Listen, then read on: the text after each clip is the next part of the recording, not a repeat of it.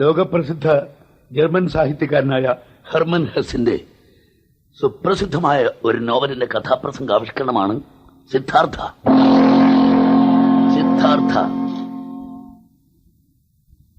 സന്ധ്യാദീപ്തിയിൽ തിളങ്ങി നിൽക്കുന്ന ഒരു പട്ടണ തെരുവീഥി.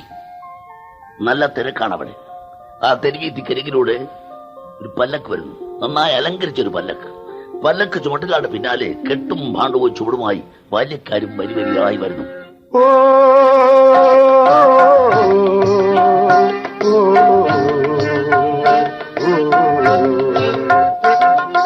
ഭയ്യ ഓ ഭയ്യ ഭയ്യ ഭയ്യ ഭയ്യ ഓ ഭയ്യ ഭയ്യ ഭയ്യ ഭയ്യ ഓ ഭയ്യ ഭയ്യ ഭയ്യ പ്രണയ പരവശരേ പോലും പ്രമദവന ശൈലയിലേറും മദന മധുപൂരം പകരാൻ മഹാറാണി ഇതാ ഭയ്യ ഓ ഭയ്യ ഭയ്യ ഭയ്യ ഭയ്യ ഓ ഭയ്യ ഭയ്യ ഭയ്യ മദന കേളികളിൽ കാമുകരകമഴിഞ്ഞേകി റാണിക്കമിതരത്നാഭരണങ്ങൾ സ്വർണ്ണനാണ്യങ്ങൾ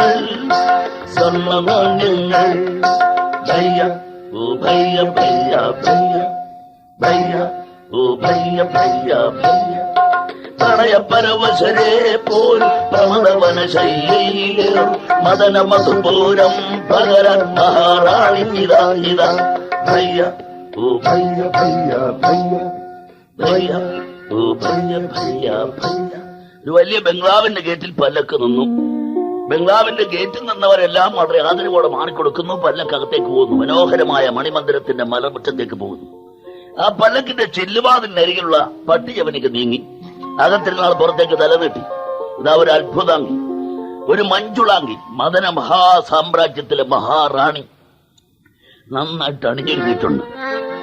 വാരിക്കെട്ടിയുയർത്തിയ നീല പീലിച്ചുളുകൂന്തൽ ചേതോഹരമായി തൊടുത്തുരുണ്ടൊരു മുഖപത്മം മുറിച്ചു വെച്ചോരത്തിപ്പഴമാണ് അധരകുടം കുറിച്ചുകൊള്ളും വിഴിമുറകളുടെ മിന്നൽ തെളിനോട്ടം. ഗേറ്റ് നിൽക്കുന്ന ആൾക്കൂട്ടത്തിൽ ആരും അവൾ ഉറ്റുനോക്കുന്നു. മാടി വിളിക്കും കൺവീരികളുടെ കളിനൃത്തം വാലിട്ടെഴുതിയ കളവിളികൾ തൻ കടാക്ഷ വിക്ഷേപം. പെട്ടെന്ന് അവൾ യവനിക്ക് വലിച്ചിട്ടു. പല്ലക്കകത്തേക്ക് പോയി. ആരാണിവൾ? ഈ പല്ലക്കും പരിവാരങ്ങളും ആൾക്കൂട്ടുമായി വന്ന് ഇവൾ ആരാണ്? ഇവളാണ് ആ പട്ടണത്തിലെ കുപ്രസിദ്ധ വേശ്യ കമല, അല്ലെങ്കിൽ സുപ്രസിദ്ധ ഗണിക കമല. അവൾ അകത്ത് പോയി കഴിഞ്ഞപ്പോ ആ ഗേറ്റിലൊരു ഉന്തും തള്ളും. ഒരുത്തനകത്തേക്ക് കയറാൻ ശ്രമിക്കുന്നു, മറ്റുള്ളവരെ തള്ളി നിൽക്കുന്നു. ഞാൻ അവളെ കണ്ടേ പോകും, ഞാൻ കമലെ കണ്ടേ പോകും. അവരെല്ലാം കൂടെ അവനെ തള്ളി ചതച്ച് പൊക്കിയെടുത്ത് പുറത്തേക്ക് കയറി കൊടുത്തു. അവൻ ആ മരച്ചു പഠിച്ചെന്ന് വീണു. എഴുന്നേക്കണം അയാൾ വലിച്ചെടുത്തേക്ക്. നോക്കണം, ആരാണിത്? ഒരു യുവ സന്യാസി, നീണ്ട ജടയും നഖങ്ങളും ഭൂതിയുമായി നിൽക്കും സന്യാസി. ആ കൂടിയുള്ള വേഷം ഒരു പട്ടുകോണകം മാത്രം.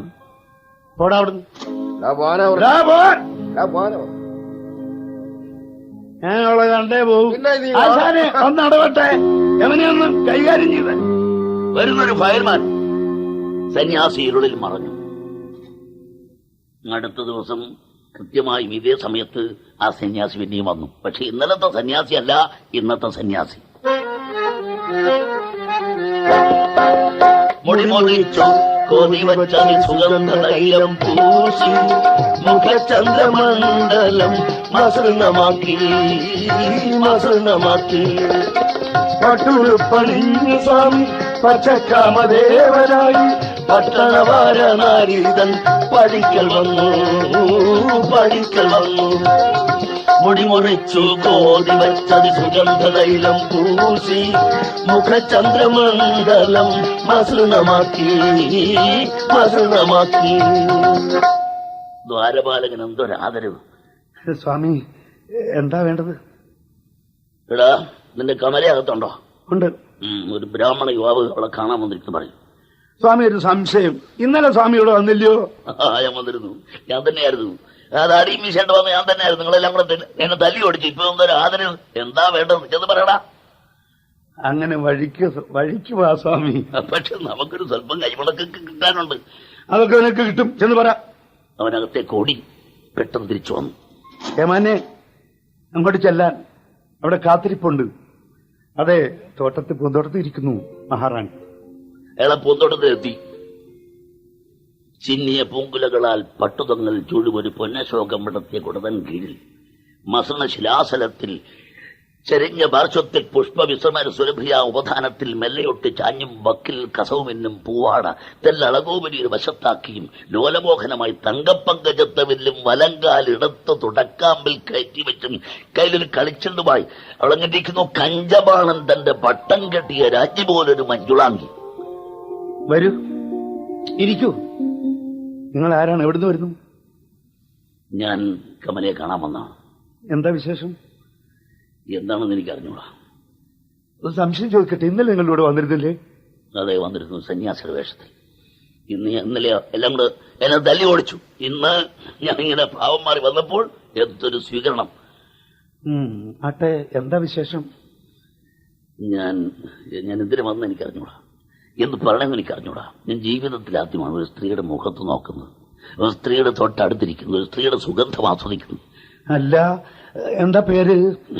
ഞാനാണ് സിദ്ധാർത്ഥ. നല്ല പേര്, ഞാൻ ഈ പേര് മുമ്പ് കേട്ടിട്ടുണ്ട്. അല്ല, ആ സിദ്ധാർത്ഥ അല്ല, ഞാൻ വെറും സിദ്ധാർത്ഥ. എന്താ വിശേഷം? വിശേഷം ഞാൻ പറഞ്ഞില്ലേ, എനിക്കൊന്നും അറിഞ്ഞൂടാ. എനിക്ക് എല്ലാം പഠിക്കണം, എല്ലാം നിങ്ങളെല്ലാം എനിക്ക് പറഞ്ഞു തരണം. ആദ്യം മുതൽ അവസാനം വരെ എല്ലാം എനിക്ക് പറഞ്ഞു തരണം. എന്റെ ഒറ്റ ദിവസം കൊണ്ട് എനിക്ക് ഇങ്ങനൊരു പരിവർത്തനം വരാൻ എന്ത് സംഭവിച്ചു? കഴിഞ്ഞ ദിവസം സന്യാസി, ഇന്നിതാ പച്ച കാമദേവൻ. എന്താ ഇങ്ങനെ മനപരിവർത്തനം?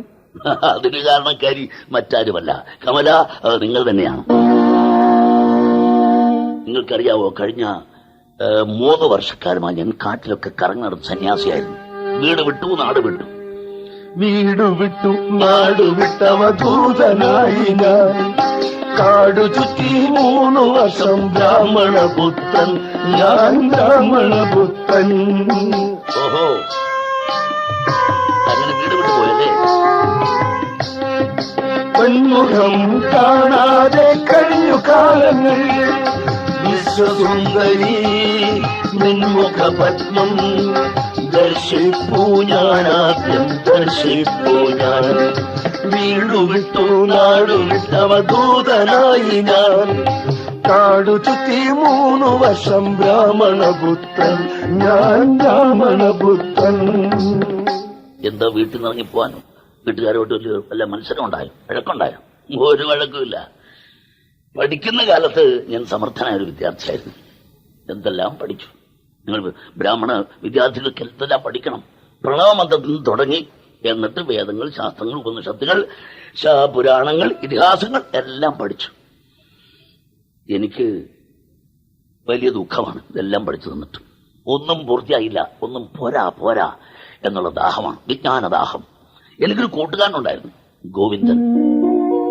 അവനിങ്ങനെ നാട്ടുമ്പുറത്തൊക്കെ ഇറങ്ങി നടന്നിട്ട് വന്ന് പറയും, എടാ സിദ്ധാർത്ഥ, നിന്നെ കുറിച്ച് നാട്ടുമ്പുറത്ത് എല്ലാവർക്കും വലിയ മതിപ്പാണ്, നീ അവരുടെ കണ്ണിലുള്ളിയാണ്. മാത്രമല്ല, പെൺപിള്ളേർക്കെല്ലാം നിന്നോട് പ്രേമമാടാ. എടാ, ക്ലാസ്സിലൊരു പെണ്ണ് വരുമല്ലോ, ശ്യാമള, പൂവും കൊണ്ടുവരുന്നവൾ.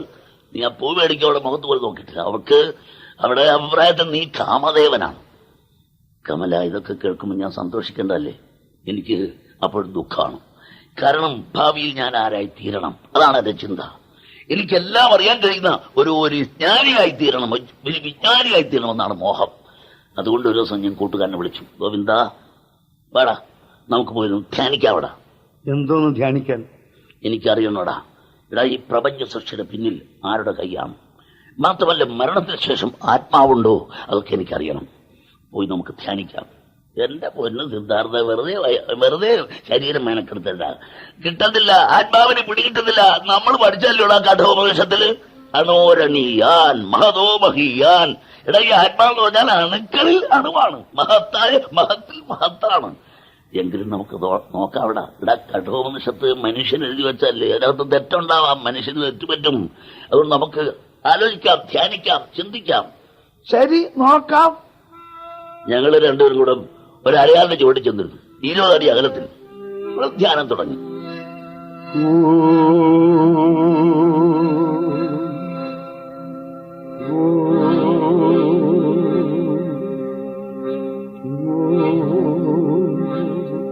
4-5 ദിവസം കഴിയുമ്പോൾ കേൾക്കുന്നു ഞാൻ പഠിച്ച ഗീതയിലൊരു ഒരു പദ്യം. ഭവന്തി ഭൂതാനി പർജന്യാദന്ന സംഭവ യജ്ഞാൽ ഭവതി പർജന്യോ യജ്ഞകർമ്മ സമുദ്ഭവഃ യജ്ഞകർമ്മസമുദ്ഭവഃ. അപ്പോഴാണ് ഞാൻ മിഴി തുറക്കുന്നത്. വരുന്ന കുറെ സന്യാസിമാർ ജിതേന്ദ്രിയന്മാർ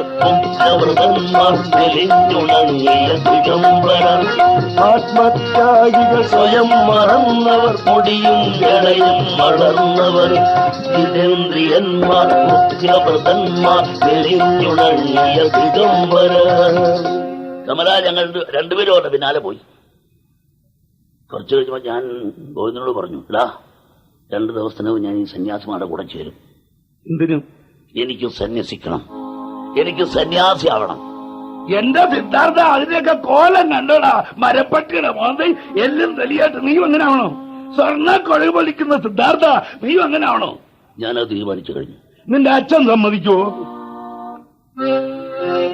അച്ഛൻ സമ്മതമേകില്ലെങ്കിലും ആദിത്യനുദിക്കും നാളെ. നാളെ സൂര്യോദയമുണ്ടെങ്കിൽ നാം വേർതിരിയും ഗോവിന്ദ, നാളെ തിരിയും ഗോവിന്ദ. അടുത്ത ദിവസം ഞാൻ അച്ഛനെ ചെന്ന് കണ്ടു. എനിക്കൊരു കാര്യം പറയാനുണ്ട്. എന്താ മോനെ? അച്ഛൻ എനിക്ക് അനുവാദം തരണം. എന്തിനാ മോനെ? എനിക്ക് സന്യസിക്കണം. എന്താ? എനിക്ക് സന്യാസിയാവണം. അച്ഛൻ അതിന് അനുവാദം തരണം. അച്ഛൻ എന്താ മിണ്ടാത്തത്? അച്ഛൻ എനിക്ക് സന്യസിക്കണം. നിശബ്ദം. അച്ഛന്റെ നെറ്റിത്തറത്ത് വിയർപ്പ് തുള്ളികൾ. ഏറെ നേരത്തേക്ക് നിശബ്ദത. അച്ഛനും മകനും ഒറ്റ നിൽപ്പ് നിൽക്കുകയാണ്. രാത്രിയായി. അവസാനം നക്ഷത്രങ്ങൾ ഒഴുകി മാഞ്ഞു തുടങ്ങി. ഒഴുകി മാഞ്ഞു താരകങ്ങൾ, താതനും തനയനും നിശ്ചലം നിന്നു. രാത്രിയും കാതോർത്തു നിന്നു, മരച്ചാത്തുകൾ വീർപ്പറ്റു നിന്നു. ഒഴുകി മാഞ്ഞു താരകങ്ങൾ, താതനും തനയനും നിശ്ചലം നിന്നു. അതാണ് അച്ഛൻ മുറി വിട്ടുപോയി. അടുത്ത മുറി ചെന്ന് കട്ടിൽ വീണു. കുറെ കഴിഞ്ഞ് അദ്ദേഹം എഴുന്നേറ്റ് വന്നു. ജാലകപ്പഴത്തിൽ നോക്കുമ്പോൾ മകൻ തൊഴുകയോടെ നിൽക്കുകയാണ്. അതെ, പിന്നെയും പോയി കിടന്നു. പല പ്രാവശ്യം ഒന്ന് നോക്കുമ്പോഴൊക്കെ മകൻ തൊഴുകയോടെ നിൽക്കുകയാണ്. നേരം വെളുക്കാൻ 1 മണിക്കൂർ മാത്രം. അച്ഛൻ ആ മുറിക്കകത്തേക്ക് കയറി വരുന്നു. മോനെ സിദ്ധാർത്ഥ, നീ എന്തിനിങ്ങനെ നിൽക്കുന്നു? അച്ഛനറിയാം. ഇപ്പൊ നേരം പുലർന്നാലും മധ്യാഹ്നമായാലും സന്ധ്യയായാലും നീ ഇങ്ങനെ തന്നെ നിൽക്കും. അതെ, ഞാനിങ്ങനെ പ്രതീക്ഷയോടെ നിൽക്കും. നീ നിന്ന് ക്ഷീണിക്കും മോനെ. ക്ഷീണിക്കട്ടെ. നീ ക്ഷീണിച്ച് വീണുറങ്ങും മോനെ. ഞാൻ ക്ഷീണിച്ച് വീഴും, പക്ഷെ ഉറങ്ങൂല മോനെ. നീ ക്ഷീണിച്ച് വീടും മരിക്കോടാ. മരിക്കട്ടെ, മരിക്കട്ടെ. അപ്പൊ നിനക്ക് അച്ഛനെ അനുസരിക്കുന്ന ഭേദം മരണമാണല്ലേ? സിദ്ധാർത്ഥൻ എന്നും അച്ഛനെ അനുസരിച്ചിട്ടുള്ളവനാണ്. നീ തീരുമാനം പിൻവലിക്കണം. ഞാൻ എന്നും പ്രതീക്ഷയോടെ ഇങ്ങനെ നിൽക്കും. അവസാനം മുറിക്കുള്ളിൽ സൂര്യോദയം, സൂര്യപ്രകാശമായി. പ്രഭാത സൂര്യകിരണം മുറിയിൽ പ്രസന്നമുഖിയായി വന്നു. ശിലാപ്രതിമ പോൽ നിൽക്കും മകന്റെ ശിരസിലമന്നു പിതൃഹസ്തം. മോനെ, അപ്പൊ അച്ഛനെയും അമ്മയും ബന്ധുജനങ്ങളെ എല്ലാം ഉപേക്ഷിച്ചെന്ന് വനവാസത്തിന് പോകാൻ നീ തീരുമാനിച്ചല്ലേ? മറുപടിയില്ല, മൗനം. ശരി, വനവാസ ജീവിതം, സന്യാസ ജീവിതം അത്ര ഇഷ്ടമാണെങ്കിൽ നീ പൊയ്ക്കോ. പക്ഷേ അല്പമെങ്കിലും ബുദ്ധിമുട്ട് തോന്നിയാൽ ആ നിമിഷം തിരിച്ചു പോകണം. നമുക്ക് വല്ല ക്ഷേത്രത്തിലും പൂജ നടത്തിക്കാൻ കഴിഞ്ഞുകൂടാ. നമുക്ക് സന്യാസിയാവണ്ട, നമുക്ക് മഹർഷിയാവണ്ട. നിന്റെ അമ്മയോട് ചോദിക്കും. അമ്മ സമ്മതിക്കുന്നെങ്കിൽ പൊയ്ക്കോ പോലെ. എനിക്ക് പ്രഭാത സ്നാനത്തിന് സമയമായി. അച്ഛൻ പുറത്തേക്ക് പോയി. ആ തീരുമാനം അമ്മയെക്കൊണ്ട് സമ്മതിപ്പിക്കാൻ അയാൾക്ക് വളരെ ബുദ്ധിമുട്ടിട്ട് വന്നു. അവസാനം അമ്മ സമ്മതിച്ചു. നേരം പുലർന്നു വരുമ്പോൾ ആ തെരുവിലൂടെ ഒരു നിഴൽ നീങ്ങുന്നു. ഉടനുടൻ പതിയുന്നു മരവിച്ച ചുവടുകൾ ഉറങ്ങുന്ന തെരുവിൻ വീഥികളിൽ. അകലെ പോയി മറയുന്നു പിറന്ന വീടും അയൽ ഭവനങ്ങളും കരുതിവയും. അവളവ് തന്നെ പുതക്കുന്ന പെണ്ണ് ശ്യാമള. പനിനീർ ചെണ്ടു നെറ്റി വഴിയരികിൽ പനിമതി മുഖി സഖി ഒരു ലത പോൽ, പനിമതി മുഖി സഖി ഒരു ലത പോൽ. കാണാത്ത ഭാഗത്തിന് മുമ്പോട്ട് നീങ്ങി. സിദ്ധാർത്ഥ, സിദ്ധാർത്ഥ. കേൾക്കാത്ത പടില്ല മുമ്പോട്ട് നീങ്ങി. ഒടുവില്ല കൂരതൻ മറവിൽ നിന്നും ഒരു കരിനിഴൽ കൊതിച്ചണഞ്ഞു. ആരത്? ഞാൻ ഗോവിന്ദൻ. എന്നെ കളഞ്ഞിട്ട് പോകാന്ന് വിചാരിച്ചല്ല. അത് വേറെ മനസ്സിരിക്കട്ടാ. നീ എവിടെ പോയാലും അവിടെ നിന്റെ കൂടെ ഞാൻ കാണും. രണ്ടുപേരും തോളിൽ കൈയിട്ട് അതിവേഗം മുമ്പോട്ട് പോകുന്നു. 2 ദിവസം കഴിഞ്ഞപ്പോൾ സന്യാസിമാരുടെ കൂടെ ചെന്നു. മഹർഷിമാര്, ഞങ്ങളെ കൂടി നിങ്ങളുടെ സംഘത്തിൽ ചേർക്കണം. മഹർഷിമാർ തിരിഞ്ഞു നോക്കുമ്പോൾ നിൽക്കുന്നു 2 യുവ കോമളന്മാർ. എന്താ കാര്യം? ഞങ്ങൾക്ക് സന്യസിക്കണം. സന്യാസം, ആ വാക്കിന്റെ അർത്ഥം അറിയാവൂ നിങ്ങളെ? അറിയാം. സമ്യക്കായി എല്ലാം ന്യസിക്കുന്നവൻ, കോണം ഒഴികെ എല്ലാം ഉപേക്ഷിക്കുന്നവൻ. അറിയാമല്ലോ. അപ്പൊ ശരി, അത് നടക്കട്ടെ. ചുറ്റും നിന്ന ബ്രാഹ്മണ യാചകർക്ക് അദ്ദേഹമെല്ലാം 2 പേരും പാത്രങ്ങളെല്ലാം കൊടുക്കുന്നു, എല്ലാം ദാനം ചെയ്യുന്നു. വരും. സന്യാസിമാർ 2 കൊണ്ടുപോയി കൊടും കാട്ടിൽ കൊണ്ടുപോയി 2 മരച്ചോട്ടിൽ ഇരുത്തി. ആദ്യത്തെ പരീക്ഷണം ഉപവാസമാണ്. 15 ദിവസം ഉപവാസം. 2ാമത്തെ ഘട്ടത്തിൽ 41 ദിവസത്തെ ഉപവാസം. എല്ലാം പഠിക്കുന്നു, സന്യാസിമാരാകുന്നു. ധ്യാനം, ജപം, ദപം. ഇതിനിടയ്ക്ക് കാട്ടുവെമ്പിള്ളേർ വരുന്നു. ഉറ്റുനോക്കി നിൽക്കുന്നു ഈ സുന്ദരക്കുട്ടന്മാരെ. പൂക്കൾ കൊണ്ട് കൊടുക്കുന്നു, പൂമാല കൊടുക്കുന്നു. ചിലർക്ക് പുഷ്പഹാരങ്ങൾ മാത്രമല്ല പുഷ്പബാണങ്ങളും ഉണ്ട് കൈവശം. ഗോവിന്ദ, ഇവിടുന്ന് മാറണം. ഈ പെൺപിള്ളേര് നമ്മൾ വിളിക്കാൻ സമ്മതിക്കില്ല. പോടാ, നമുക്ക് മുകളിൽ കയറാം. ഈ കുന്നിന്റെ മണ്ടയ്ക്ക് കയറാം. വലിയ കുന്നിന്റെ മണ്ടയ്ക്ക് 2 പേരും കയറി ചെന്നിരുന്നു. ധ്യാനം ആരംഭിച്ചു. ധ്യാനം, ജപം, തപം. സുഖങ്ങളില്ല, ദുഃഖങ്ങളില്ല. മഴ പെയ്യുന്നു അറിയുന്നില്ല, മഞ്ഞ് പെയ്യുന്നു അറിയുന്നില്ല, ഒന്നും അറിയുന്നില്ല. പല സിദ്ധികളുണ്ടായി. പക്ഷേ ആളുകൾ 2 പേരുടെ രൂപവും ഭാവവും മാറി. കോലങ്ങളായി, പേക്കോലങ്ങളായി 2 പേരും. അവസാനം ഒരു ദിവസം ധ്യാനിച്ചിരിക്കുമ്പോ സിദ്ധാർത്ഥൻ ഇരുന്ന വഴി എടുത്തു കളതി പോലെ വീണു പോകും. ബോധമില്ല. കാറ്റ് പോയടാ, നിന്നെ കാറ്റ് പോയടാ. നാടി ചലനം പിടിച്ചു നോക്കി.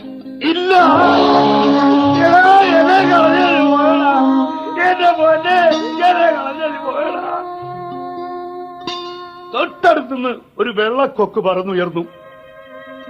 അപ്പോഴാണ് ഗോവിന്ദന് മനസ്സിലായത് ഇത് സിദ്ധാർത്ഥന്റെ ആത്മാവാണ്. അപ്പുറത്ത് പൊങ്ങിയത്. ആ വെള്ളക്കൊക്കെ ചുറ്റിപ്പറക്കുന്നു. കാടുകൾക്കും മേടുകൾക്കും മീതെ പറന്നു സ്വാമി താണിറങ്ങി തോട്ടരികിൽ മത്സ്യവേട്ടയായി. സിദ്ധാർത്ഥന്റെ ആത്മാവ് തോട്ടരികിൽ മത്സ്യം കൊത്തി കൊഴുകുന്നു. എടാ സിദ്ധാർത്ഥ, എടാ ബ്രാഹ്മണൻ മീൻ തിന്നോടാ. ആ തിന്ന്. ഇതിനിടയ്ക്ക് ആരോ വെച്ചു കൊടുത്തൊരു ഏറ്. കൊക്ക് കൈകാലടിച്ച് കൈകാലുകൾ നിവർത്തി ചത്തു വീണു. പൊടുന്നനെ സിദ്ധാർത്ഥൻ തലയുയർത്തി. അപ്പോഴാണ് ഗോവിന്ദന് മനസ്സിലായത്. കൂട് വിട്ടു കൂടുമാറി സ്വാമി സാധു സന്യാസിയായി ഭൂമി പുനർജനിച്ചു. എടാ സിദ്ധാർത്ഥ, നീ ഇതെന്നെ പഠിപ്പിച്ചില്ലല്ലോടാ. എടാ, ഈ കൂട് വിട്ട് കൂടുമാറുന്ന പണി എന്നെ പഠിപ്പിച്ചില്ലല്ലോടാ. നമുക്കിനി പോടാ. ഇനി ഇവിടെ കിടക്കണ്ട. ഇവിടെ കിടന്ന് മഞ്ഞ കാറ്റ് കൊള്ളണ്ട. നാട്ടിൽ പോടാ. നാട്ടിൽ ചെന്നാൽ എന്തൊരു ജനക്കൂട്ടമായിക്കുന്നയോ നിന്റെ മുമ്പിൽ. എടാ, ഒരു സന്യാസിന്മാർ കൂട് വിട്ട് കൂടുമാറുന്ന സന്യാസി വന്നിരിക്കുന്നു കേട്ടാൽ ജനങ്ങൾ ഇങ്ങനെ വരും നിന്റെ മുമ്പിൽ. കാശ് കുമിഞ്ഞു കൂടും. നീ ഒന്നും ചെയ്യണ്ട. നീ ഭസ്മവും പൂശി കണ്ണോടെ ചിരുന്നുണ്ടാ മതി. ബാക്കിയൊക്കെ ഞാൻ ഏറ്റു. എടാ, പുത്രകാമേഷ്ടിയാഗം വരെ നടത്തുന്നു. ചുമ്മാ പ്രഖ്യാപിച്ചാ മതിയടാ. പ്രസവിക്കാത്ത പെണ്ണുങ്ങളെല്ലാം വരുവടാ. ആ പറ്റേ എല്ലാം പ്രസവിപ്പിച്ചു വിടുന്ന ജോലി ഗോവിന്ദനേറ്റോ. നീ ഒന്നും ചെയ്യണ്ട. ഗോവിന്ദ അധികാരം പറയരുത് കേട്ടോ. മഹത്തായ ലക്ഷ്യത്തെ മുൻനിർത്തി ഞാൻ മുമ്പോട്ട് പോകുന്നു. പക്ഷെ ഇപ്പൊ എനിക്കൊരു തോന്നൽ, നാം എന്ത് നേടി? ഈ 3 വർഷത്തിനുള്ളിൽ നമ്മൾ എന്താണ് നേടിയത്? ഒന്നും നേടിയില്ലേ? എടാ, പട്ടിണി ഇരിക്കാൻ പഠിച്ചില്ലേ? കൂട് വിട്ട് കൂടുമാറാൻ പഠിച്ചില്ലേ? പിന്നെ പട്ടിണി ഇരിക്കാൻ പഠിക്കും. എടാ, ഇതൊക്കെ മനുഷ്യനെ പറ്റിക്കാനുള്ള വേലകളാണ്. ഇതൊക്കെ മനുഷ്യത്വ സമൂഹത്തിൽ അടിമത്വം, ബുദ്ധിപരമായ അടിമത്വം സൃഷ്ടിക്കാൻ വേണ്ടിയുള്ള പണികളാണ്. ഞാൻ ഈ സന്യാസം ഉപേക്ഷിക്കും. ഞാനത് ഉപേക്ഷിച്ചു പോവും. എനിക്ക് സന്യാസം വേണ്ട. നീ പിന്നെ എന്ത് ചെയ്യാൻ പോകുന്നു? അപ്പൊ കേൾക്കാം, ബുദ്ധം ശരണം ഗച്ഛാമി, സംഘം ശരണം ഗച്ഛാമി, ധർമ്മം ശരണം ഗച്ഛാമി, ബുദ്ധം ശരണം ഗച്ഛാമി, സംഘം ശരണം ഗച്ഛാമി, ധർമ്മം ശരണം ഗച്ഛാമി. മലയടിവാരത്തോടെ ബുദ്ധ സന്യാസിമാരും മഞ്ഞവസ്ത്രം ധരിച്ച ബുദ്ധ സന്യാസിമാർ വരുന്നു. സിദ്ധാർത്ഥനും ഗോവിന്ദനും പതുക്കെ താഴെ ഇറങ്ങി വന്നു. പാട്ട് പാടിക്കൊണ്ട് ബുദ്ധ സന്യാസിമാരെ മുമ്പോട്ട് പോകുന്നു. ഭഗവാൻ ഭക്തിമുക്തിദായകൻ ബുദ്ധൻ തന്റെ നിഗമരത്നം ജയിച്ചിടുന്നു സർവോത്തമം. ഭഗവാൻ ഭക്തിമുക്തിദായകൻ ബുദ്ധൻ തന്റെ നിഗമരത്നം ജയിച്ചിടുന്നു സർവോത്തമം. ബുദ്ധം ശരണം ഗച്ഛാമി, സംഘം ശരണം ഗച്ഛാമി, ധർമ്മം ശരണം ഗച്ഛാമി. സിദ്ധാർത്ഥനും ഗോവിന്ദനും ഉള്ള പുറകിൽ പോവുക. അവരെ ശ്രദ്ധിക്കുന്നില്ല. പാട്ട് പാടിക്കൊണ്ട് അവർ മുമ്പോട്ട് പോകുന്നു. ജഗതിപതിസുതൻ വിശുദ്ധൻ സിദ്ധാർത്ഥന് ജഗത്തിൽ മൂന്നിങ്കലും ആരുള്ളു സമാനമാണ്. ബുദ്ധം ശരണം ഗച്ഛാമി, സംഘം ശരണം ഗച്ഛാമി, ധർമ്മം ശരണം ഗച്ഛാമി. ആ സന്യാസിമാർ ദൂരെ ചെന്ന് മറയുന്നു. എടാ ഗോവിന്ദ, നീ അവരുടെ കൂടെ പോയിട്ട് വേണം, കാര്യങ്ങൾ അറിയണം. ഗൗതമ ബുദ്ധൻ എന്നൊരു ദിവ്യൻ അവതരിച്ചായി ഞാൻ അറിഞ്ഞിട്ടുണ്ട്. അദ്ദേഹത്തിന് ശിഷ്യന്മാരാണ് പോയത്. പോയി വിവരങ്ങൾ അറിഞ്ഞിട്ടുമാണ്. ഞാനിവിടെ കാപ്പുണ്ട്. ഗോവിന്ദൻ പോയി. കുറെ ദിവസം കഴിച്ച് തിരിച്ചു വന്നു. സിദ്ധാർത്ഥ, അറിയേണ്ടതെല്ലാം അറിഞ്ഞടാ. ആരാണ് ഈ ഗൗതമ ബുദ്ധൻ? ആരാണ്?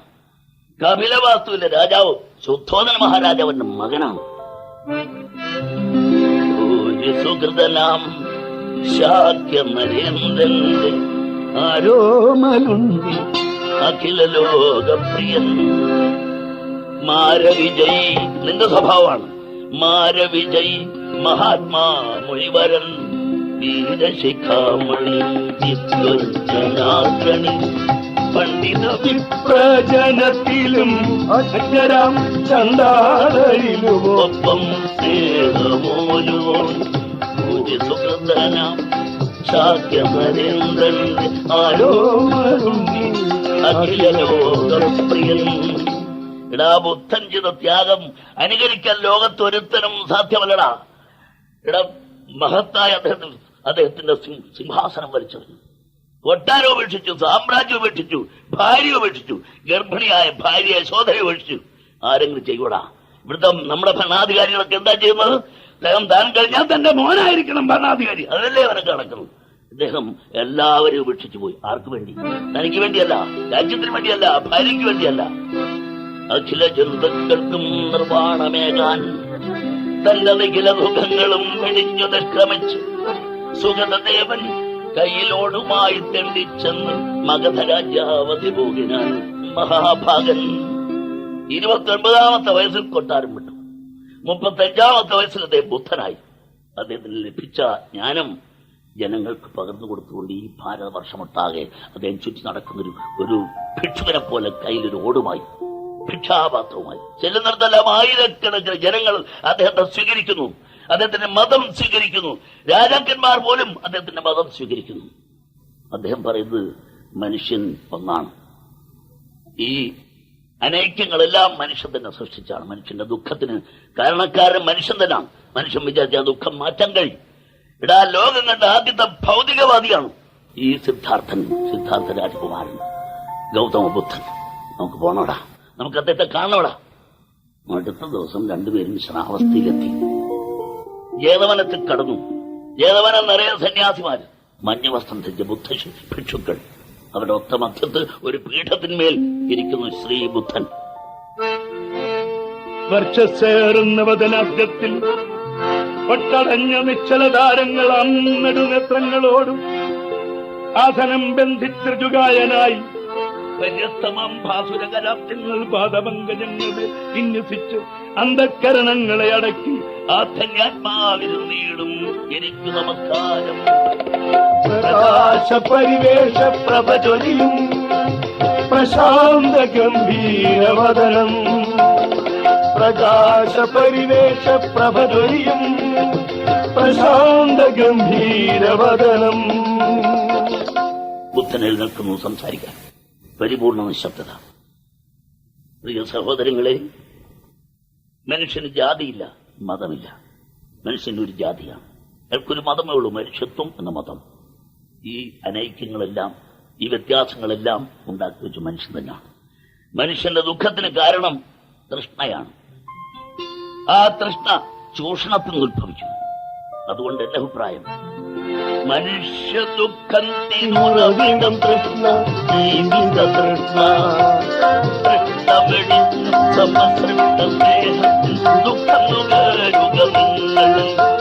സ്നേഹത്തിൽ നിന്നുദിക്കുന്നു ലോകം, സ്നേഹത്തെ വൃത്തി തേടുന്നു.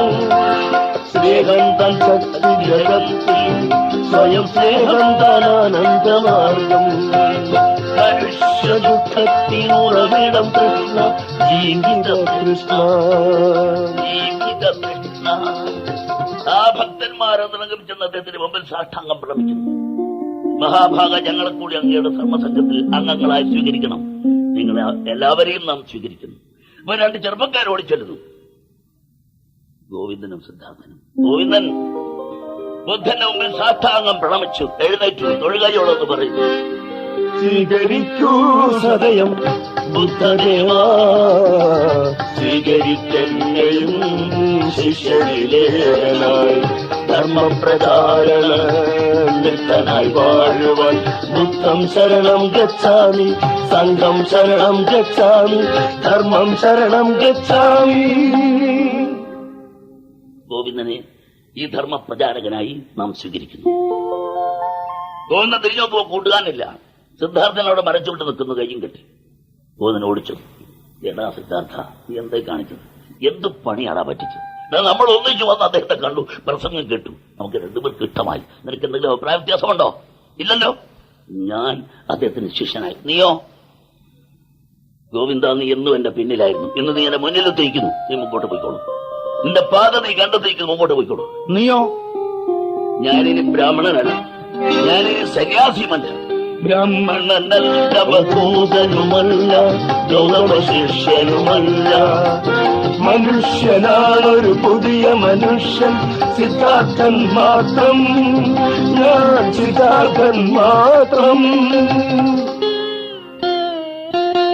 കരയരുതേ പ്രിയ ഗോവിന്ദ, ഞാൻ നിന്റെ സുഹൃത്തല്ല, പേരിൽ നിന്റെ സുഹൃത്തല്ല.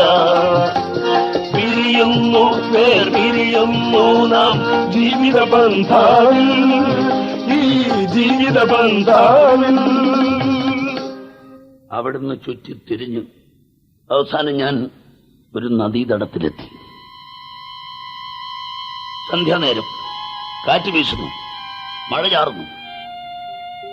നദിക്കരയിൽ ഒരു കുടില് കണ്ടു, അതിനകത്ത് വെളിച്ചമുണ്ട്. ഞാൻ ചെന്ന് നോക്കിയപ്പോ വള്ളക്കാരൻ. വള്ളക്കാരാ, എന്നെ ഒന്ന് അക്കരെ ഇറക്കുവോ? സ്വാമി, നേരം വെളുക്കട്ടെ, കാറ്റ് മഴയൊക്കെയല്ലോ. കഞ്ഞി കുടിക്കുന്ന സ്വാമി. ആ, കുടിക്കാം. ഹാ, വള്ളക്കാരാ, നിങ്ങളുടെ ഈ ആഹാരത്തിന് എന്ത് രുചിയാണ്. അതെ, ജോലി ചെയ്തിട്ട് വന്നിട്ട് കഴിക്കാമെങ്കിൽ കുറെ കൂടെ രുചി തോന്നും. സ്വാമിക്ക് കിടക്കാൻ തരാമൊന്നുമില്ല കേട്ടോ. സാരമില്ല, ഞാനിവിടെ താഴെ കിടന്നോളാം. രണ്ടുപേരും കിടന്നു, ഉറക്കമായി. സിദ്ധാർത്ഥനൊരു സ്വപ്നം. തന്റെ മുമ്പിൽ പ്രത്യക്ഷപ്പെട്ടിരിക്കുന്നു മഞ്ഞവസ്ത്രം ധരിച്ചു തന്റെ കൂട്ടുകാരൻ ഗോവിന്ദൻ, ബൗദ്ധ സന്യാസി ഗോവിന്ദൻ. രണ്ടു കൈ നീട്ടി അവൻ അടുത്തു വരുന്നു. രണ്ടുപേരും കൈ നീട്ടി പരസ്പരം കെട്ടിപ്പെടുന്നു, തെരുതരെ ചുംബിക്കുന്നു. അപ്പോഴാണ് അയാൾക്ക് മനസ്സിലായത്, അത് ഗോവിന്ദനല്ല, അത് ബുദ്ധ സന്യാസിയല്ല, ഒരു സ്ത്രീ, മുഴുനട്ടയായ സ്ത്രീ. തളിരുടലാകെ മുഴുനട്ടം കുളിർക്കോരുന്നു തന്നുടലാകെ. ഗോവിന്ദനല്ലതു പുരുഷനല്ല, ഗോവിന്ദനെത്തിയ ദിഗംബര. അയാളോടെ തള്ളി മാറ്റി, അവിടെ ഓടി വന്നയാളെ കെട്ടിപ്പൊടുന്നു. എന്നിട്ട് അയാളെ കീഴടക്കി തന്നെ മഴയിൽ കിടത്തുന്നു, അമ്മ കുഞ്ഞിന് കൊടുക്കുന്ന പോലെ. നഗ്നമായതൻ നിറഞ്ഞ മാറിൽ അഗ്രം ചുണ്ടിലണയ്ക്കുന്നു, അമൃതം പകരുന്ന തരത്തിൽ മതലഹരിയിൽ മയങ്ങുന്നു. മതലഹരിയിൽ അമർന്നു സിദ്ധാർത്ഥ. അയാൾ ഞെട്ടി ഉണർന്നു. അവിടെ ആരുമില്ല. നേരം വെറുതെ. വള്ളക്കാരാ, എന്നെ അക്കരെ കൊണ്ടുവിടും, മഴ മാറി. അക്കരെ ഇറങ്ങി. സൂര്യോദയം. സൂര്യോദയത്തിന്റെ ഭംഗി ഞാനിതുവരെ കണ്ടിട്ടില്ല, ഇന്നലെ വരെ കണ്ടില്ല. ഇതാ ഈ പ്രകൃതി ഭംഗി, പൂവണിഞ്ഞു നിൽക്കുന്ന ഈ വനഭൂമിന്റെ സൗന്ദര്യം ഞാൻ കണ്ടിട്ടില്ല. ഞാൻ ആത്മാവിന്റെ പുറകെ നടന്നല്ലേ സന്യാസിയായിട്ട്. എനിക്കിനി കാണണം, എല്ലാം കാണണം, കേൾക്കണം. എനിക്ക് തിന്നും കുടിച്ചും ജീവിക്കണം. ജീവിതത്തിന്റെ ലഹരി നോക്കാൻ എനിക്ക് ജീവിക്കണം. അങ്ങനെ കറങ്ങിത്തിരിഞ്ഞ് എന്റെ കമല കഴിഞ്ഞ ദിവസം നിങ്ങളുടെ ബംഗ്ലാവിന്റെ മുമ്പിലെത്തി.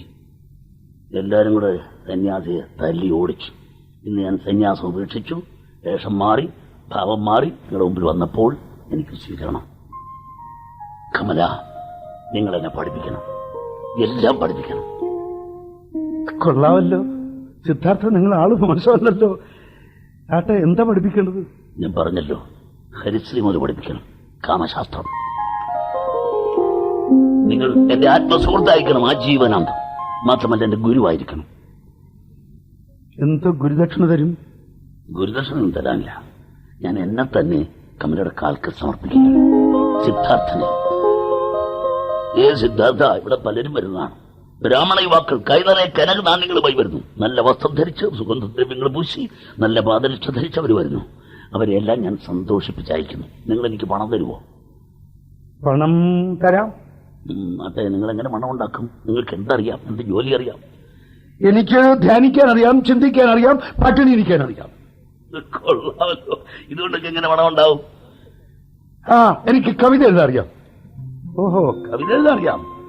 കവിത എനിക്ക് ഇഷ്ടമാണ് സിദ്ധാർത്ഥ, എനിക്ക് വളരെ ഇഷ്ടമാണ് കവിത. പാട്, ഒരു കവിത എഴുതി എന്നെ പാടി കേൾപ്പിക്കും. സിദ്ധാർത്ഥൻ എഴുന്നേറ്റു.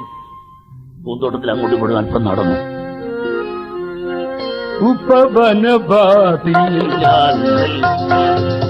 ഒരു ഭംഗിയഴും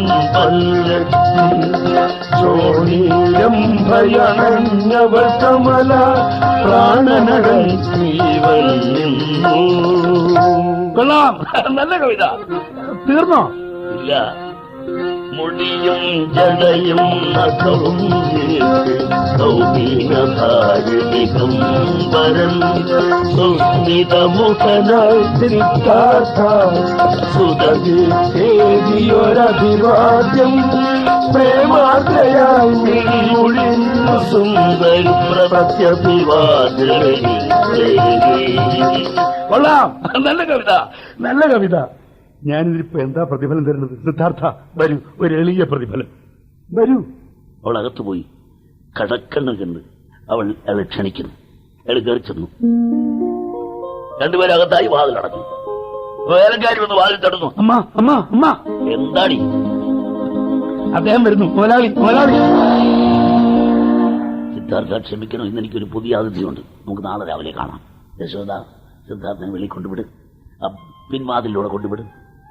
റോഡിലൂടെ മുമ്പോട്ട് പോകുന്ന സിദ്ധാർത്ഥ. സ്വർഗം വാതിൽ തുറന്നു വിടർന്ന കമലദളം കൂമ്പി വിരുന്നു ഞാനുണ്ടില്ല, വിരുന്നു ഞാനുണ്ടില്ല. സ്വർഗം വാതിൽ തുറന്നു സ്വപ്നോപമീവം.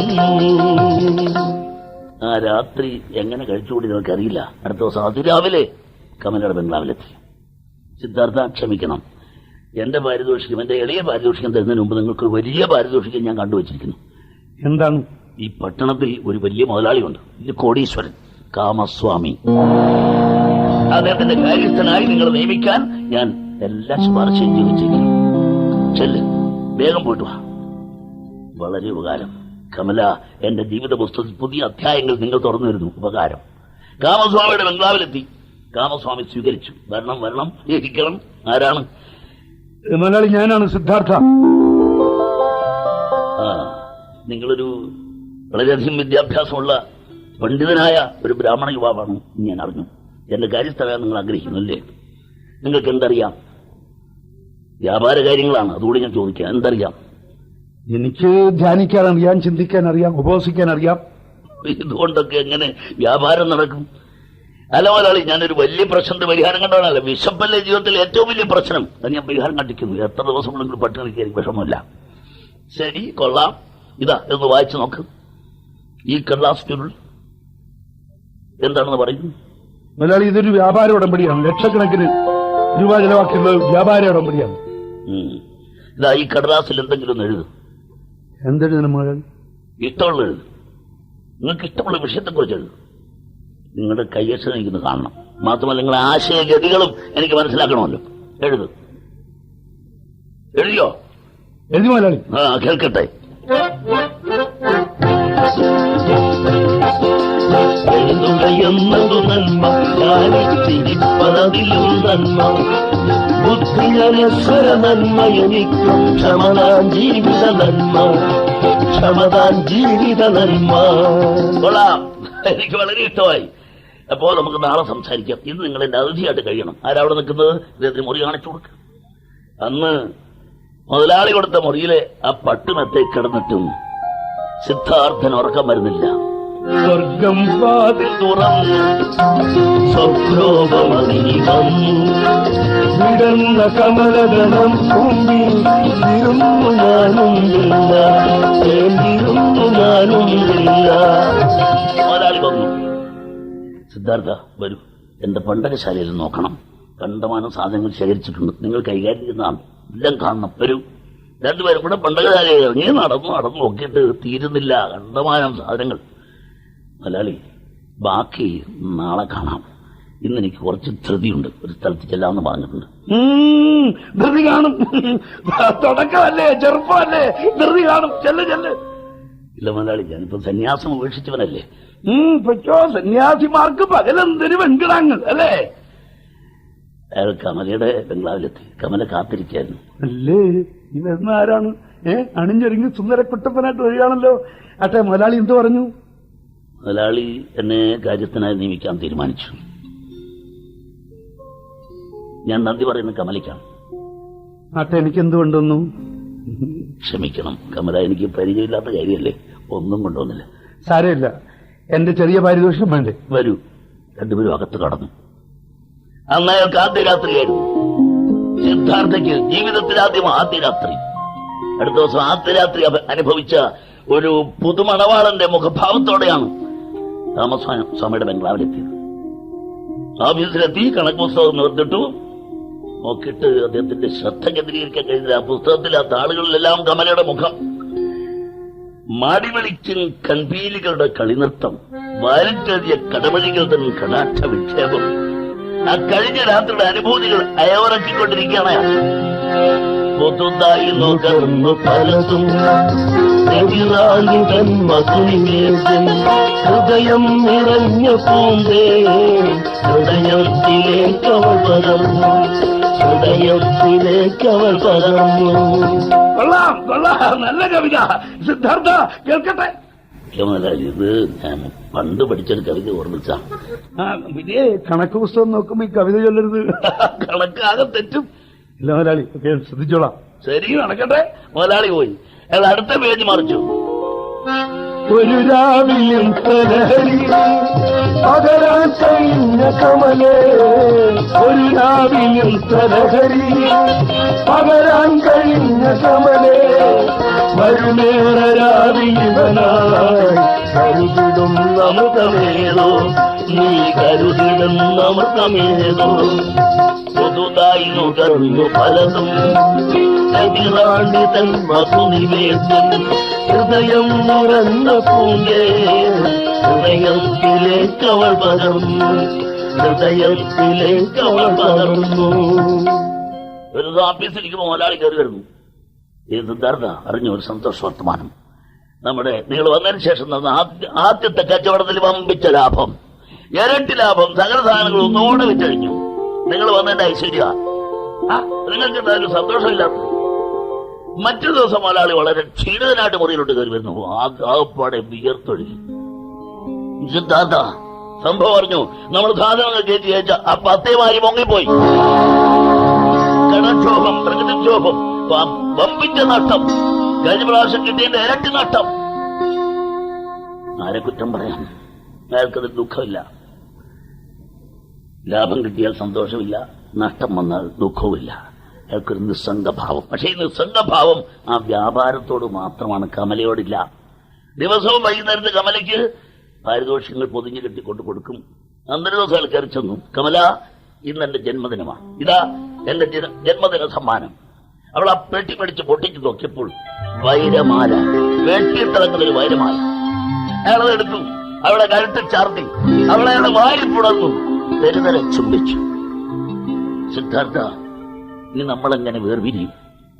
അന്ന് മണവറയ്ക്കുള്ളിൽ അവൾ അയാൾക്ക് ചില പാഠങ്ങൾ പറഞ്ഞു കൊടുക്കുകയാണ്. സുഖം കൊടുത്താൽ സുഖം ലഭിക്കും, രസദാനം രസലാഭം. സിദ്ധാർത്ഥ, നിങ്ങൾ അറിഞ്ഞിരിക്കണം, സുഖം കൊടുത്താൽ സുഖം ലഭിക്കും, രസദാനം രസലാഭം. ഏതു സുഖാസ്വാദനവും സ്വാമി, ഏതു പരിലാളനവും, ഏതു സ്പർശവും, ഏതു കടാക്ഷവും, ഏതൊരവയവ പൂജയും, ദേവദാസിയൻ കളുടലിൽ അണുവോരോ തോന്നുന്നു. സുഖം കൊടുത്താൽ സുഖം ലഭിക്കും, രസദാനത്താൽ രസലാഭം, രസദാനത്താൽ രസലാഭം. അടുത്ത ദിവസം രാവിലെ യാത്ര പറഞ്ഞു പോയ സിദ്ധാർത്ഥയെ പിന്നെ ഒരാഴ്ചയ്ക്ക് കണ്ടില്ല. അവൾ ഉത്കണ്ഠാകുലയായി കാത്തിരിക്കുന്നു, ഗൃഹാർത്ഥിയായ കാമുകിയായി മാറിയിരിക്കുന്നു കമല. ഒരാഴ്ച കഴിഞ്ഞു, 2 ആഴ്ച കഴിഞ്ഞു, 1 മാസമായിട്ടും പിന്നെ കാണുന്നില്ല. കാമസ്വാമിയോട് ചോദിച്ചു. ബിസിനസ് കാര്യമായിട്ട് വെളിയിൽ പോയതാണ്, കണ്ടമാനം പൈസ കൊണ്ടുപോയതാണ്. എന്ത് സംഭവിച്ചെന്ന് ആർക്കറിയാം? കൊള്ളക്കാരെങ്കിലും തല്ലിക്കൊന്ന് പണം എടുത്തുകൊണ്ട് പോയോ? 6 മാസം കഴിഞ്ഞിട്ടും സിദ്ധാർത്ഥയെ കുറിച്ച് യാതൊരു അറിയിപ്പില്ല. ഇനി ആളെ കിട്ടൂല. ഒരു ദിവസം രാവിലെ രാമസ്വാമിയുടെ ബംഗ്ലാവിന്റെ മുമ്പിൽ വണ്ടി വന്നു. അത് ഇറങ്ങി വരുന്നു സിദ്ധാർത്ഥ. സിദ്ധാർത്ഥ, നിങ്ങൾ ഞങ്ങളെ തീ തീറ്റിച്ചു കളഞ്ഞല്ലോ. എവിടെയായിരുന്നു ഇത്രയും കാലം? എന്തെങ്കിലും ഒരു അറിയിപ്പ് തരണ്ടേ? എന്ത് സംഭവിച്ചു? മലയാളി, ഒരു കാര്യത്തിന് പോയാൽ അത് ഭംഗി കേട്ട് സിദ്ധാർത്ഥ തിരിച്ചു വരുള്ളൂ. ഓഹോ, കാര്യമെല്ലാം ശരിയായോ? എല്ലാം ശരിയായി. നെല്ല് കിട്ടിയോ? നെല്ല് കിട്ടിയില്ല. പിന്നെന്താ ശരിയായെന്ന് പറയുന്നു? അല്ല, ഇപ്പോ കൃഷിപ്പഴയ. അടുത്ത പ്രാവശ്യം കാമസ്വാമിയുടെ ആളവിടെ ചെന്നാൽ ആ നാട്ടുകാർ മുഴുവൻ ചുവപ്പ് പരവതാനി വിരിച്ചായിരിക്കും സ്വീകരിക്കുക. എല്ലാം നമുക്ക് തരും. നാട്ടെ കൊണ്ടുപോയി പണം ചെലവായിപ്പോയി. നെല്ല് കിട്ടിയില്ല, പണം ചെലവായി പോയി, 6 മാസം കഴിഞ്ഞു. ഇതെന്ത് വ്യാപാരമാണ്? മുതലാളി, എന്നെ കുറ്റപ്പെടുത്തരുത്. എനിക്ക് എന്റേതായ അഭിപ്രായമുണ്ട്. ഓരോന്നിനെ കുറിച്ചും എനിക്ക് സ്വന്തമായ വീക്ഷണങ്ങളുണ്ട്. അതനുസരിച്ച് ഞാൻ അത് ചെയ്യൂ. പിന്നെ ഞാൻ ശല്യമായി തോന്നിയാൽ അപ്പോൾ സലാം പറയണം, നമുക്ക് പിരിയാം. പക്ഷേ പോകുന്നവരെ മാനസിക ഐക്യത്തോട് കഴിയണം. അല്ലാതെ എന്നെ ശാസിച്ച് നന്നാക്കി കളയാം എന്ന് ഒരാൾ വിചാരിക്കാം. കാര്യം പറഞ്ഞേ, അന്നയാൾ വളരെ ഇരുട്ടുന്നവരെ അവിടെ തന്നെ ഇരുന്നു. കമല അറിഞ്ഞു കാണും താൻ വന്നെന്നുള്ള കാര്യം. മനപ്പൂർവ്വം അവിടെ പോയില്ല. വളരെ ഇരുട്ടിയാണ് അവർ കയറി ചെല്ലുന്നത്. കയറി ചെല്ലുമ്പോ കമലയുടെ വീട്ടിൽ നിന്ന് ഇറങ്ങി പോകുന്നു കാമസ്വാമിയുടെ വണ്ടി. അയാളുടെ മുഖം വിളറി. അല്ല, ഞാനതിന് ദുഃഖിക്കുന്നു. അവൾ നേരത്തെ പറഞ്ഞല്ലേ അവിടെ പലരും വരുന്നതാണ്. അകത്ത് കയറി ചെല്ലുമ്പോ അവർക്ക് യാതൊരു ഭാവഭേദവുമില്ല. അല്ല, ഇത് ആരാ കയറി വരുന്നത്? നല്ല ആളാ. ഇന്നിവിടെ വന്നിട്ട് തന്നെ രാവിലെ വന്നതാ. ഇന്നിപ്പോ 10 മണിയായി, രാത്രി 10 മണി. ഇപ്പോഴല്ലേ കയറി വരുന്നത്? എന്നെ അങ്ങ് മറന്നല്ലേ? പോയ സ്ഥലത്തൊക്കെ കാണുമല്ലോ. കമല ഒന്നല്ലല്ലോ. എന്താ മിണ്ടാത്തത്? അത് എനിക്ക് എന്ത് കൊണ്ടുവന്നു? കമല, നിനക്ക് നീയായി തീരാൻ നിന്റെ ഉള്ളിന്റെ ഉള്ളിൽ നിഗൂഢമായ ചില അറകളുണ്ടെന്ന് തോന്നുന്നു. എന്താ അങ്ങനെ തോന്നിയത്? സ്വന്ത സഞ്ചാര പഥങ്ങളിൽ സഞ്ചരിപ്പു താരക പോലെ ഞാനൊരിളം കാറ്റെങ്ങിനെയെത്തും താരാപഥമതിലോ താരാപഥമതിലോ. ആ പ്രണയകലഹം അവസാനിച്ചത് പ്രണയോത്സവത്തിലാണ്. അന്ന് രാത്രി 30-ൽ പരം പുതിയ അനുഭൂതികൾ അവൾ അയാൾക്ക് പകർന്നു കൊടുക്കുകയാണ്. അവൾ അയാളെ കീഴടക്കി കളഞ്ഞു. അയാൾ തളർന്നു കിടക്കുന്നു.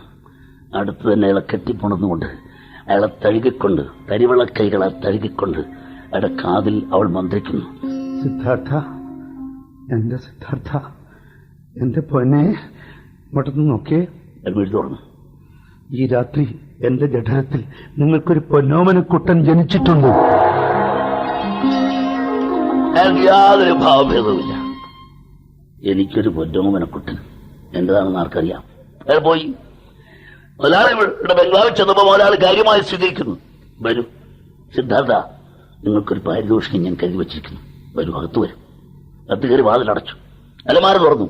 ഒരു കടലാസ് തൊഴിൽ ഏൽപ്പിക്കുകയാണ്. ഇത് ഒരു ഇഷ്ടദാന പത്രമാണ്. ഞാൻ അവധിയില്ലാത്ത സ്വത്തിന്റെ ഉടമസ്ഥനാണെന്ന് നിങ്ങൾക്കറിയാമല്ലോ. എന്റെ സ്വത്തിന്റെ നേർപകുതി നിങ്ങൾക്ക് ഇതിൽ ഞാൻ ഇഷ്ടദാനമായി തന്നിരിക്കുന്നു. സ്വീകരിക്കൂ, സന്തോഷമായി സ്വീകരിക്കൂ. നിങ്ങൾ സ്വന്തം പണം മുടക്കി വ്യാപാരം ചെയ്യാത്തതുകൊണ്ടാണ് ഈ അനാസ്ഥ. അത് മാറട്ടെ. വളരെ ഉപകാരം മുതലാളി. ഞാൻ ഒരിക്കലും മറക്കില്ല, ഒരിക്കലും ഞാൻ മറക്കില്ല. കാലചക്രം മുടങ്ങാതെ കറങ്ങിക്കൊണ്ടിരിക്കുന്നു, നാളുകൾ ഓരോന്നായി മറഞ്ഞകന്നിടുന്നു. കാലചക്രം മുടങ്ങാതെ കറങ്ങിക്കൊണ്ടിരിക്കുന്നു, നാളുകൾ ഓരോന്നായി മറഞ്ഞകന്നിടുന്നു. വർഷങ്ങൾ തന്നെ കടന്നുപോയിരിക്കുന്നു. സിദ്ധാർത്ഥ ഇപ്പോൾ നാട്ടിൽ വെറും സിദ്ധാർത്ഥയല്ല, സിദ്ധാർത്ഥൻ മുതലാളി. സിദ്ധാർത്ഥൻ മുതലാളി പമ്പിച്ച സമ്പാദ്യമായിരിക്കുന്നു, വലിയ കോടീശ്വരായിരിക്കുന്നു. ഇപ്പൊ വ്യാപാരം ചെയ്യാനൊക്കെ അറിയാം. കണ്ടമാനം പണം ഉണ്ടായി കഴിഞ്ഞപ്പോ അയാൾ പിശുക്കനായി മാറിയില്ല.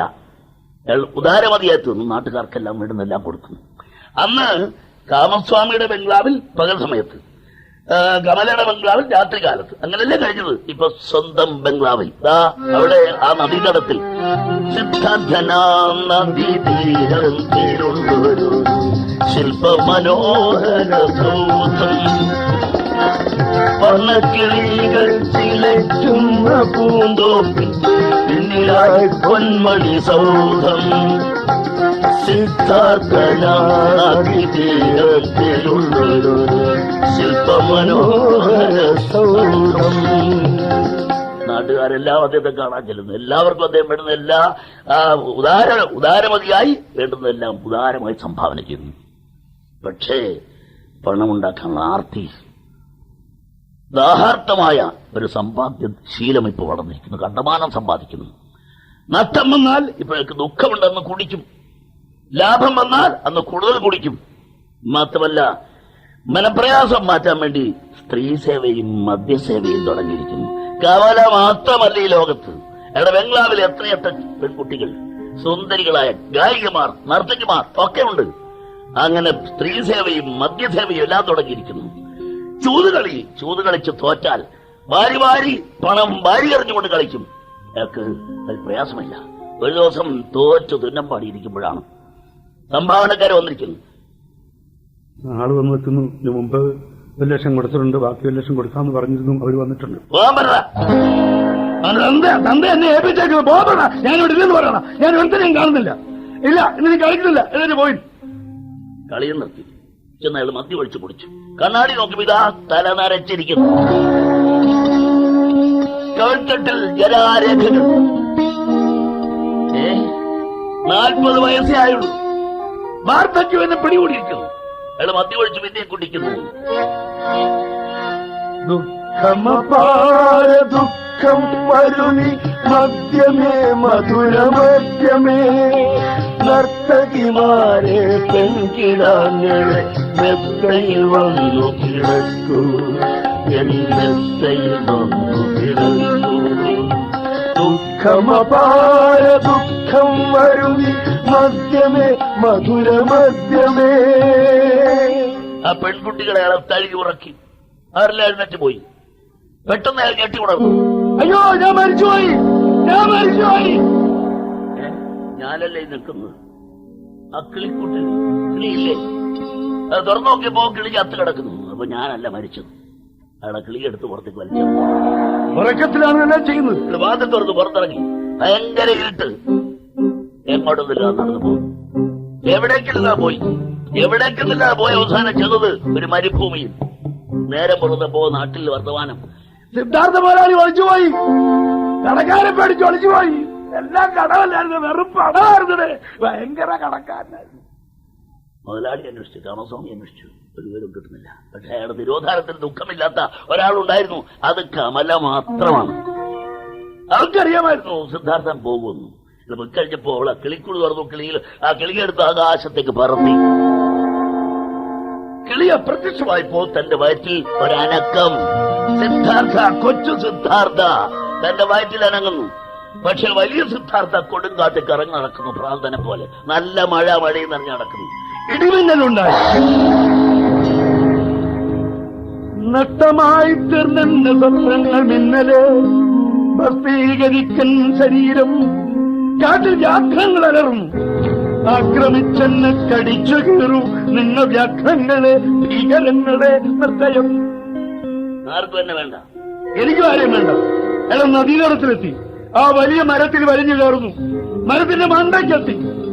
ഒരു ശാഖയെ പിടിച്ചുകൊണ്ട് വെള്ളത്തിലേക്ക് നോക്കുമ്പോ വെള്ളം അലറി പൊളഞ്ഞു നദി ഒഴുകുന്നു. ഞാൻ പിടിവിട്ടാൽ തലകുത്തനെ ചെന്ന് വീഴും. മുതലകൾ വന്നതിനെ കടിച്ചു കീറിക്കൊണ്ടുപോകും. എല്ലാം തീരും.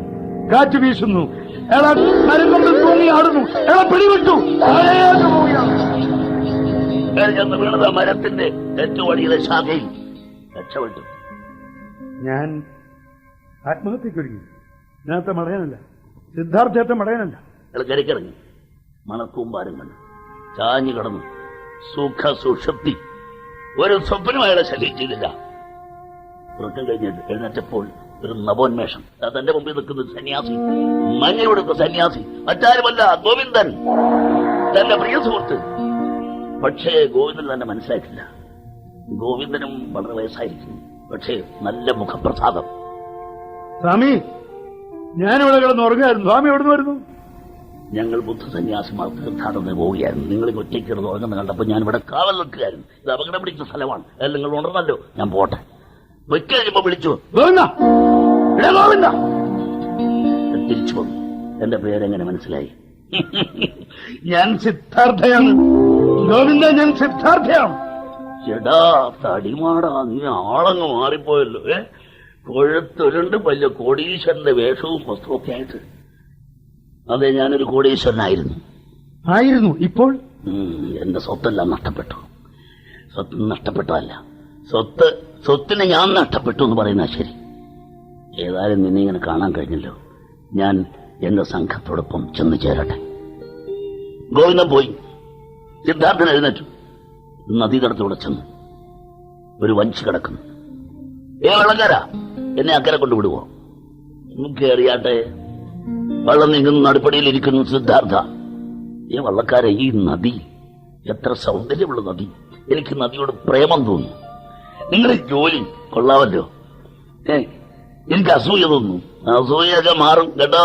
കഴുക്കോലെടുത്ത് പണിയെടുക്കുമ്പോ അസൂയൊക്കെ മാറും. അക്കരെ എത്തി. എന്നിട്ട് സിദ്ധാർത്ഥ ഇറങ്ങുന്നില്ല. എന്താ പോകുന്നില്ലേ? ഇല്ല, എനിക്ക് തരാനൊന്നുമില്ല. നിങ്ങൾക്ക് പ്രതിഫലം തരാനൊന്നുമില്ല. വേണമെങ്കിൽ ഈ വേഷമൊക്കെ ഞങ്ങൾക്ക് തന്നേക്കാം. അത് നിങ്ങൾ വേഷം കണ്ടിട്ട് ഉടനെ വെള്ളം തള്ളിയത്, അല്ലെങ്കിൽ വെള്ളം നിറയാൻ ഞാൻ വിടുവോ? ഈ വേഷം അങ്ങ് തന്നേക്കാം. അല്ല, പിന്നെ നിങ്ങളെങ്ങനെ മുഴുവൻ നടക്കുമോ? ഇല്ല, നിങ്ങൾ തലക്കെട്ടിക്കാൻ തോർത്ത് ചെന്നാൽ മതി. തോർത്ത് മാത്രമല്ല, തുഴയും തരണം. ഞാൻ ഈ വഞ്ചി കഴിഞ്ഞോളാം, നിങ്ങളുടെ കൂട്ടുകാരനായിട്ട്. ഓർമ്മയുണ്ടോ, 20 വർഷം മുമ്പ് ഞാൻ ഇവിടെ വന്നിരുന്നു. നിങ്ങളുടെ കുടിൽ കഴിഞ്ഞു രാത്രി അന്തി ഉറങ്ങി. അന്ന് നിങ്ങളുടെ ഭക്ഷണം ഞാൻ കഴിഞ്ഞു. എന്നെ വെറുതെ കൊണ്ടുവിടുകയും ചെയ്തു. ഞാൻ ഒന്ന് സന്യാസിയാണ്. ഓർമ്മയുണ്ട്. അടുത്ത ദിവസം രാവിലെ വള്ളം നിറയെ ബുദ്ധ സന്യാസിമാര് വന്നു കയറിയിരിക്കുന്നു. വഞ്ചി നീട്ടുന്നു. സിദ്ധാർത്ഥ തണ്ട് വലിക്കുന്നു. വാസുദേവൻ വള്ളക്കാരൻ അമരം വയ്ക്കുന്നു. സന്യാസിമാരെ, നിങ്ങൾ അവിടെ പോകുന്നു? ബുദ്ധൻ മരണശൈലിയിലാണ്. ഞങ്ങൾ അദ്ദേഹത്തിന്റെ അടുത്തേക്ക് പോകുന്നു. വള്ളം അക്കരെ അടുത്തു. എല്ലാവരും ഇറങ്ങിപ്പോയി. ബുദ്ധം ശരണം ഗച്ഛാമി, ബുദ്ധം ശരണം ഗച്ഛാമി. മറുകര ഒരു വിളി കേൾക്കുന്നു. വഞ്ചിക്കാരെ ഓടി വരണേ, രക്ഷിക്കണേ, ഓടി വരണേ, രക്ഷിക്കണേ. സിദ്ധാർത്ഥയും വാസുദേവനും ആഞ്ഞുഴഞ്ഞ് മറുകര എത്തിയത് അവർ പയ്യെ നിൽക്കുന്നു. എന്റെ അമ്മയെ പാമ്പ് അടിച്ചു. അവിടെ മരച്ചോടി കിടക്കുന്നു. എല്ലാവരും ഓടിയെത്തി. സിദ്ധാർത്ഥൻ ആ സ്ത്രീയെ താങ്ങിയെടുക്കുന്നു. കുടിൽ കൊണ്ട് കിടത്തി. വാസുദേവൻ ചില ശുശ്രൂഷ ചെയ്തു.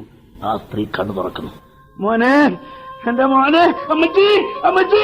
കരയണ്ട, ആരും ബഹളം ഉണ്ടാക്കണ്ട. ബുദ്ധ ഭിക്ഷുണി, നിങ്ങൾ എവിടുന്ന് വരുന്നു? ഞാൻ പട്ടണത്തിൽ നിന്ന് വരികയാണ്. ഞാൻ വലിയ സ്വത്തുകാരിയായിരുന്നു. എന്റെ സ്വത്തെല്ലാം ബുദ്ധ ഭിക്ഷുക്കൾക്ക് കൊടുത്തു. മാത്രമല്ല, ഞാൻ എന്റെ കുലത്തൊഴിലും അവസാനിപ്പിച്ചു. ബുദ്ധന്റെ ഉപദേശം കേട്ട് ഞാൻ ആ വൃത്തികെട്ട ജീവിതം എന്നേക്കോട്ട് അവസാനിപ്പിച്ചു. ഞാൻ ബുദ്ധനെ കാണാൻ പോവുകയാണ്. മരണശൈലിയിലാണെന്ന് കേട്ടു. ഇവിടെ വരുമ്പോ പാമ്പ് കടിച്ചു. ഈ ബുദ്ധഭിക്ഷുണി നിങ്ങളെ കമലയല്ലേ? ആ പട്ടണ വാരനാരി കമലയല്ലേ? അതെ, നിങ്ങൾ സിദ്ധാർത്ഥ. ഇതെന്റെ മകനാണ്, സിദ്ധാർത്ഥന്റെ മകനാണ്, നമ്മുടെ മകനാണ് രാഹുൽ. മോനെ, നിന്റെ അച്ഛനാ സിദ്ധാർത്ഥ. സിദ്ധാർത്ഥ സിദ്ധാർത്ഥ സിദ്ധാർത്ഥ. അവിടെ നാവ് കുഴഞ്ഞു, അവിടെ കണ്ണുകൾ എന്നേക്കുമായിട്ട് അടഞ്ഞു. അമ്മേ അമ്മേ. ആ കുട്ടി വാമിട്ട് കരുതി. പുകച്ചുരുളുകൾ ഉയർന്നു. കമലയുടെ ചിതയിൽ നിന്നും പുകച്ചുരുളുകൾ. ചിതയ്ക്കടുത്തുനിന്ന് കരയുന്നു. രാഹുൽ ചിത കെട്ടടങ്ങി. സിദ്ധാർത്ഥിച്ചെന്ന് മകനെ എടുത്തു. മോനെ. അല്ല, ഞാൻ നിങ്ങളുടെ മോനല്ല, ഞാൻ നിങ്ങളുടെ മോനല്ല. നിന്റെ അമ്മ പറഞ്ഞു കേട്ടില്ലേ, സിദ്ധാർത്ഥ നിന്റെ അച്ഛനാണ്. അല്ല, ഞാൻ എന്റെ അച്ഛനല്ല. വിടുന്നെ. ആ കുട്ടിയാളെ ആക്രമിക്കുന്ന മുഖമൊക്കെ മാന്തേക്കറുന്നു. അയാൾ കുട്ടിയെ താഴെ നടത്തി അവൻ ഓടിക്കളഞ്ഞു. രാഹുൽ രാഹുൽ നിൽക്കവിടെ. രാഹുൽ രാഹുൽ അങ്ങോട്ട് പോകുന്ന അപകടമാണ്. അവനെ കുന്നിന്റെ മുകളിലേക്ക് ഓടിക്കയറുന്നു. രാഹുൽ രാഹുൽ അവന്റെ കാല് വെള്ളി. തലകുത്തര താഴെ രാഹുൽ അലറി പാഞ്ഞൊഴുകുന്നു. കൈകൾ ഉയർത്തി. രാഹുലിനെ സ്വീകരിച്ചു. പിന്നെ അവനെ കണ്ടില്ല. സിദ്ധാർത്ഥയും വാസുദേവനും കടവിലെത്തുമ്പോൾ വഞ്ചിയിലിരിക്കുന്നു ഗോവിന്ദൻ, തന്റെ പ്രിയ സുഹൃത്ത്. ഗോവിന്ദ, നീ എവിടുന്ന് വരുന്നു? ബുദ്ധൻ പരിനിർവാണം പ്രാപിച്ചു. സന്യാസിമാർ തമ്മിൽ അടിക്കുന്നു. ഞാൻ തിരിച്ചു പോന്നു. എന്നെ അക്കരെ കൊണ്ടുവിടും. ഞാനൊരു ജീവിതാന്വേഷണം തുടരുകയാണ്. ഗോവിന്ദ, നീ എങ്ങും ചെന്നെത്തിയിൽ അനുഭവസ്ഥനായ സിദ്ധാർത്ഥനാണ് പറയുന്നത്. ആയിരക്കണക്കിന് അനുഭവമുള്ള സിദ്ധാർത്ഥനാണ് പറയുന്നത്. സിദ്ധാർത്ഥ, നീ ഇവിടെ എങ്ങനെ? ഞാനിപ്പോ വള്ളക്കാരനാളാ. എന്നാ എന്റെ ജീവിതാന്വേഷണം കൊണ്ടെത്തിച്ചത് ഈ വള്ളത്തിലാണ്. ഗോവിന്ദൻ ഓടി വന്ന് അയാളെ കെട്ടിപ്പുണർന്നു. സിദ്ധാർത്ഥ, ബുദ്ധൻ പരിനിർവാണം പ്രാപിച്ചതിന് ശേഷം ഞാൻ കാണുന്ന ഏക ബുദ്ധൻ നീയാണ്. എടാ, എനിക്കൂടെ തുഴ തരൂ. എന്നെ കൂടി ഈ വഞ്ചിയിൽ സ്വീകരിക്കൂ. വാസുദേവൻ കൈതൻ തുഴയെറിഞ്ഞു കൊടുത്തു. സിദ്ധാർത്ഥ, ഗോവിന്ദ, നിങ്ങൾ ഈ വഞ്ചിയിൽ തുഴഞ്ഞു പോയിക്കോളൂ. എന്റെ കുടിലും വഞ്ചി നിങ്ങളതാണ്. ഞാൻ വിരമിക്കുന്നു. വഞ്ചി നിറയെ തൊഴിലാളികൾ വന്നു കയറി. മൺമട്ടിയും കോടാലിയും ഒക്കെ ആയിരുന്നു ധാരാളം പണിയാളന്മാർ. നിങ്ങളവിടെ പോന്നു അറിഞ്ഞില്ലേ? അക്കരെ പണിയാലും റോഡിന്റെ പണിയാലും ഞങ്ങൾക്ക് എല്ലാ ജോലി കിട്ടി. നല്ല കാര്യം. അധ്വാനിക്കുന്ന നിങ്ങൾ ഭാഗ്യവാന്മാരാണ്. അധ്വാനിക്കുന്ന നമ്മളാണ് ഭാഗ്യവാന്മാർ. പക്ഷേ നാം ചൂഷണത്തിന് വിധേയരാണ്. ചൂഷണമില്ലാത്ത ഒരു ജീവിത തീരത്തെത്താൻ, നമുക്ക് അന്തസ്സായി ജീവിക്കാൻ കഴിയുന്ന ഒരു ജീവിത തീരത്തെത്താൻ നമുക്ക് ഒന്നിച്ച് തുഴയാം, ഒന്നിച്ച് പാടാം. അധ്വാന ജീവിതം ആനന്ദം, അധ്വാനമില്ലാത്ത ജീവിതം ചൂഷണം, ചൂഷണം. അധ്വാന ജീവിതമാനന്ദം, ആനന്ദം, ആനന്ദം. വഞ്ചി മറുകരയെത്തി തൊഴിലാളികളെല്ലാം പണിയായുധം ഉയർത്തിപ്പിടിച്ചുകൊണ്ട് വരി വരിയായിട്ട് പോകുന്നു. സിദ്ധാർത്ഥൻ പാടിക്കൊടുത്ത് ഏറ്റു പാടിക്കൊണ്ടവരും പോകുന്നു. അധ്വാന ജീവിത തത്വശാസ്ത്രം അനശ്വരം അനുപമം, അധ്വാന ജീവിതമാനന്ദം, അധ്വാനമില്ലാത്ത പാടജീവിതം ചൂഷണം, ചൂഷണം. അധ്വാന ജീവിതമാനന്ദം, ആനന്ദം, ആനന്ദം.